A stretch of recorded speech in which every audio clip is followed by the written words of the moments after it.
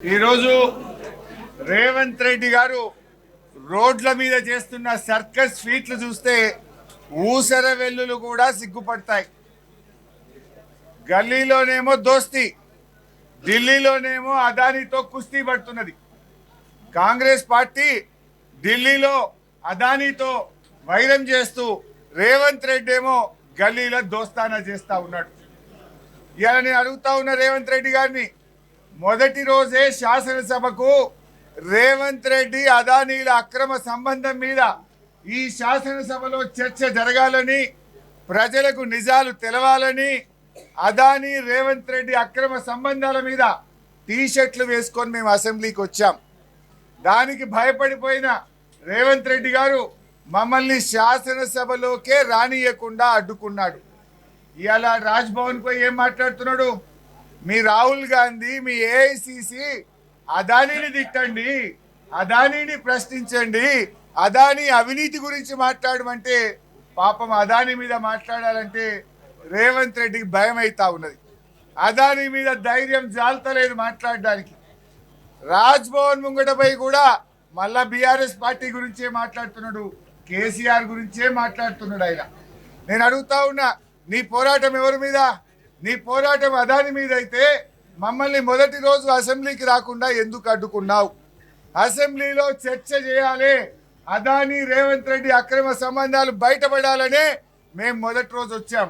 అంటే నువ్వు అదాని మీద పోరాడే ధైర్యం నీకు లేదు. నిజంగా నీకు నిజాయితీ ఉంటే దావోస్లో 12,400 కోట్ల రూపాయల అగ్రిమెంట్లు నువ్వు అదానితో చేసినావు, అదానితో దోస్తానా చేసినావు, అదానితో అలాయ్ బలాయ్ చేసినావు. నీకు నిజాయితీ ఉంటే, నువ్వు చేసిన ధర్నా నిజమైతే, నువ్వు రాహుల్ గాంధీ గారు ఇచ్చిన అదానీ మీద పోరాటం నిజమైతే వెంటనే ఈ అగ్రిమెంట్లన్నీ రద్దు చేయాలని బీఆర్ఎస్ పార్టీ డిమాండ్ చేస్తూ ఉంది. ఇలా అదానీ గ్రీన్కు 5,000 కోట్ల రూపాయలు 2 పంపింగ్ హౌసెస్ కట్టడానికి అగ్రిమెంట్ చేసినావు. ఏది? పంపుడు ఎనర్జీ సిస్టమ్, అంటే పంపుల ద్వారా గ్రీన్ పవర్ చేసేటువంటి 5,000 కోట్ల కాంట్రాక్ట్ను అదానితో దావోస్లో అగ్రిమెంట్ చేసుకున్నావు. అదేవిధంగా 100 మెగావాట్ల డేటా సెంటర్కు కూడా 5,000 కోట్ల రూపాయలతో మీరు అగ్రిమెంట్ చేసుకున్నారు. అదేవిధంగా 1,400 కోట్ల రూపాయలతో సిమెంట్ ఫ్యాక్టరీ పెట్టడానికి అదానితో మీరు అగ్రిమెంట్ చేసుకున్నారు. అదేవిధంగా అదానీ డిఫెన్స్ స్పేస్ 1000 కోట్ల రూపాయలతో మరి సెంటర్ డ్రోన్ అండ్ మిసైల్ ఫెసిలిటీకి సంబంధించిన అదానీ కంపెనీతో 1000 కోట్ల రూపాయలు అగ్రిమెంట్ చేశారు. మొత్తం కలిపి అదానీతో 12,400 కోట్ల రూపాయలు అగ్రిమెంట్లు చేశారు.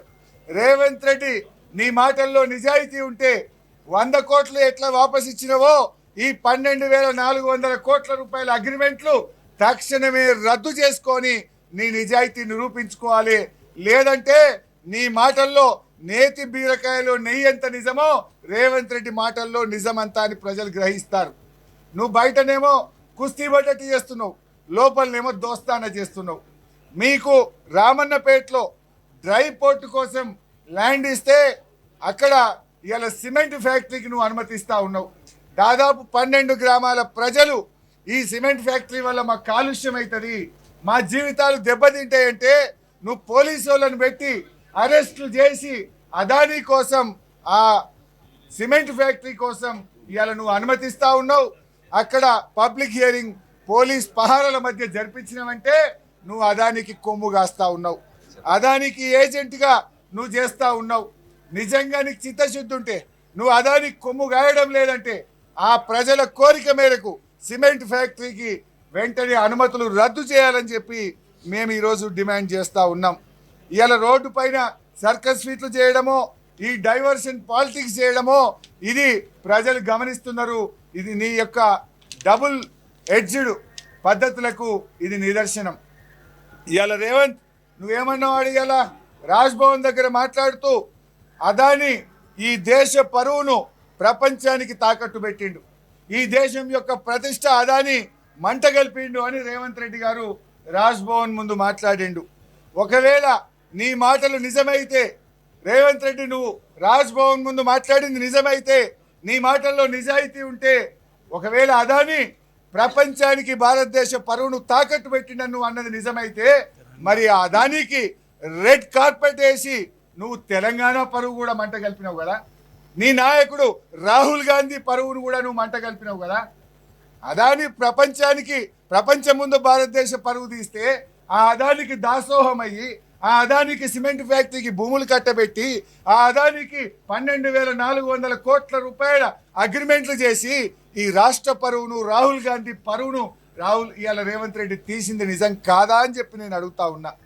మేము ఈరోజు రేవంత్ రెడ్డి డిమాండ్ చేస్తున్నాం, రేపు శాసనసభలో అదాని రేవంత్ రెడ్డి అక్రమ సంబంధాల మీద అదాని చేసిన తప్పుల మీద చర్చ పెట్టాలని కూడా బీఆర్ఎస్ పార్టీ ఈరోజు డిమాండ్ చేస్తూ ఉంది.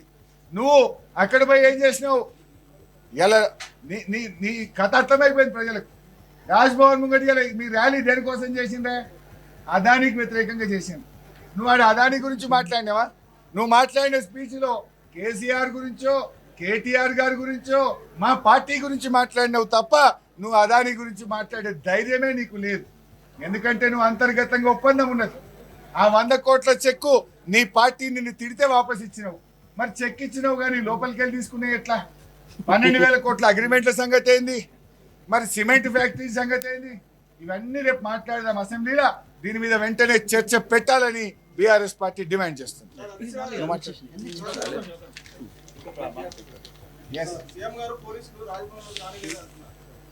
ఇది పెద్ద జోక్ కాదే. ఇలా సీఎంఏ ట్రాఫిక్ జామ్ చేసిండు, ఒక ముఖ్యమంత్రి ఈ రోజు ట్రాఫిక్ జామ్ చేసిండు. ఇలా పోలీసులు సివి ఆనంద్ హైదరాబాద్ నగర పోలీస్ కమిషనర్ చట్టానికి లోబడి రాజ్యాంగానికి లోబడి ముఖ్యమంత్రి గారి మీద ఆ ధర్నాలో పాల్గొన్న అందరి మీద కేసులు పెట్టాలి కదా. మా మీద చీటికి మాటికి లేని అక్రమ కేసులు వెతికి పెడుతున్నావు కదా సివి ఆనంద్. నీకు ధైర్యం ఉంటే చట్టం అందరికీ సమానమైతే చట్టం కాంగ్రెస్ పార్టీకి చుట్టం కాకపోతే ఇవాళ ముఖ్యమంత్రి మీద ధర్నాలో పాల్గొన్న అందరి మీద కూడా ఇవాళ కేసులు బుక్ చేయాలి. Thank you. మన ప్రజలు వాపస్ ఇచ్చింది.